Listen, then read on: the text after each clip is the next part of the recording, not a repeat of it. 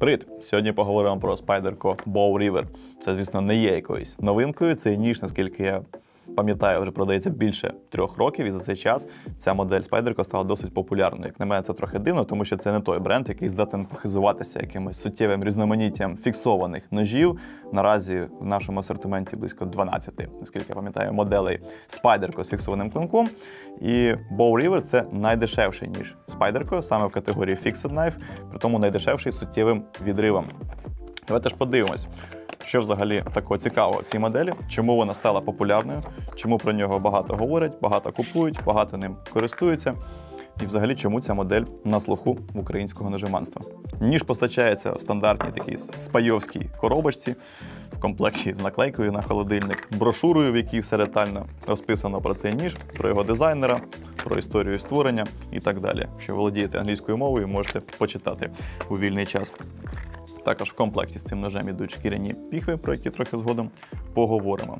Отже, дизайнер цього ножа Філ Вілсон. Це американський любитель аутдору, рибалка, мисливець, бушкрафтер, а також успішний найфмейкер, який робить ножі для цих самих хобі.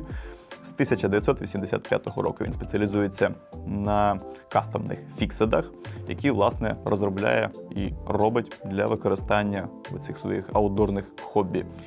Серед його робіт багато фіксованих ножів з ухилом саме на польову кухню, на розбирання дичини, багато філейників, які можна ефективно використовувати на риболовлі і так далі. Загалом не дивно, що компанія Spyderco звернула увагу на його творчість і зробила один із найбільш успішних і найбільш продаваємих своїх фіксованих ножів саме за його дизайном.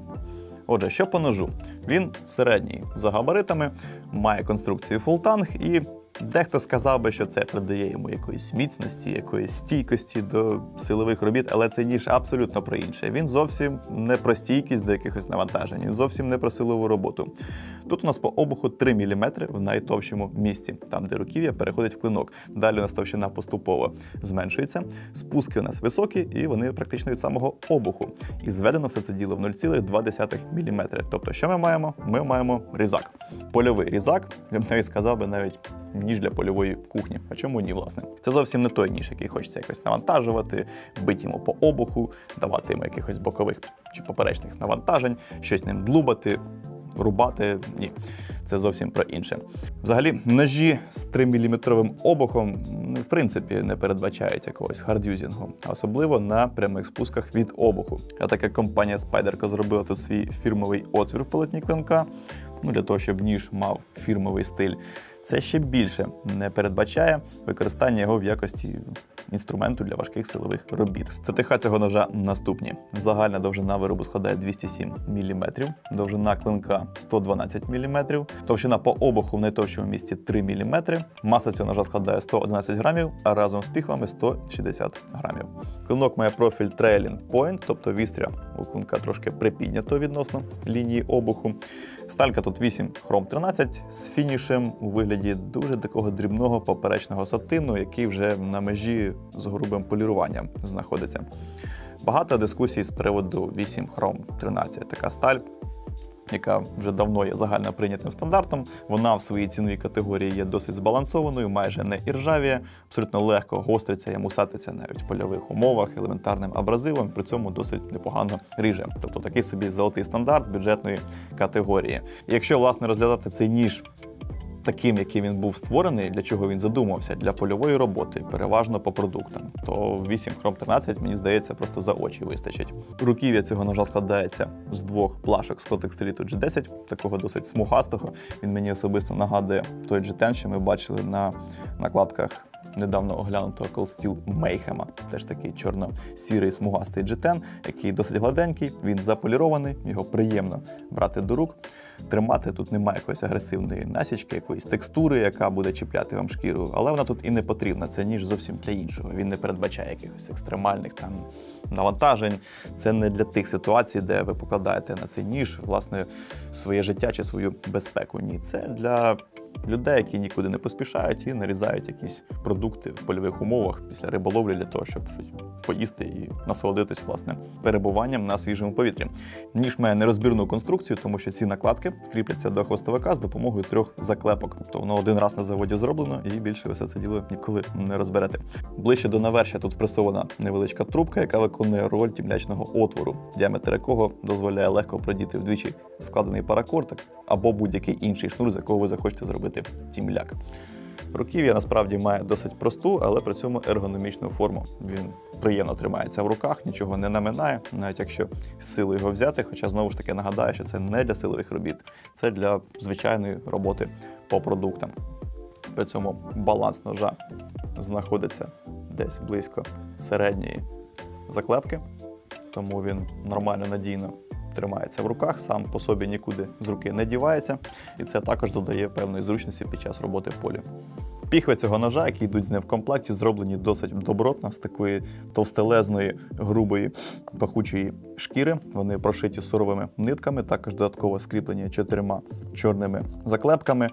І загалом ця конструкція виглядає досить надійною. Немає від них такого враження, як від багатьох китайських ножів, що піхви там зроблені просто якомога дешевше, просто щоб щось було в комплекті. Ні, тут все зроблено надійно, довговічно, і я думаю, з ними жодних проблем в подальшому не виникне.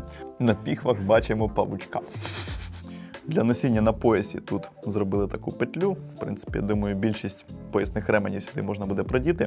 І загалом товщина та грубість цієї шкіри не викликає жодних особисто у мене запитань з приводу довговічності цього виробу.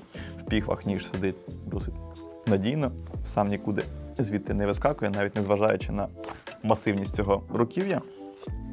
Посадка, як на мене, досить пристойна, надійна, і немає такого враження, що одівши цей ніж на пояс, ти там, пробігшись 100 метрів через якусь пересічну місцину, ти його загубиш. Тримається він нормально. В принципі, мабуть, вже можна було б і завершувати цей огляд, але його хочеться ще трошки похвалити. Суто не як продавець із магазину Ibis, а просто як ножеман, тому що ножик китайський, на ньому написано China, але от він не викликає такого враження, що це якийсь паршивий Китай, який гидко брати до рук. Насправді зроблений він досить якісно. Я маю на увазі і цей сатин, і всі написи, які зроблені лазерним гравіюванням, полірування накладочки, текстури, яку приємно розглядати. Ножик, який береш до рук, і його хочеться мати в себе в колекції. Вартість цього ножа складає наразі 2500 гривень. І чи не головною його чеснотою є співвідношення ціни і якості. Тобто за ці гроші ти отримуєш досить якісний виріб, оригінальний спайдерко, який не соромно мати в колекції і можна ефективно використовувати в аутдорі, якщо ви серед тих нечисельних людей, які досі беруть з собою в ліс сокиру для того, щоб рубати дрова, а на ніж, який у вас на поясі, ви покладаєте суто ножову роботу, тобто ріжете ним різні продукти. Для таких людей цей ніж, як на мене, є просто незамінним, особливо, якщо вони є фанатами компанії Spyderco. Якщо вже ми ведемо розмову про цю модель, то було б дивно не згадати його двоюрідного брата від, мабуть, затятіших конкурентів, це компанії Cold Steel. Є в них моделька, називається Roach Belly. І це ніж, який насправді має майже такий самий дизайн, але дещо простіший за матеріалами. Тобто, якщо ви закохалися в дизайн цього ножа, але не маєте 2500 гривень, то Cold Steel робить те саме за 1000 гривень. І тут, мабуть, компанія Spyderco поставить дизлайк цьому відео, я відчуваю. Щоправда, спуски тут не від обуху. Довжина спуску близько 12 мм, сталь 41-16 круп, це дещо простіша нержавійка, ніж 8 Хром 13. Руків'я не таке нарядне, як на Bow River, тут звичайний чорний пластик. І піхви також по типу морівських, такі досить прості, пластикові. Але і вартість, власне, все це діло пояснює, як на мене. От на цьому дійсно все. Дякую, що додивились. Можете підтримати нашу творчість лайком, незлим коментом. Можете написати, що ви думаєте про ці ножі, про польову кухню, про аутдор. І не забудьте про промокод в описі під відео, якщо хочете придбати цей ніж з більш приємною ціною. На цьому все. Дякую, до побачення.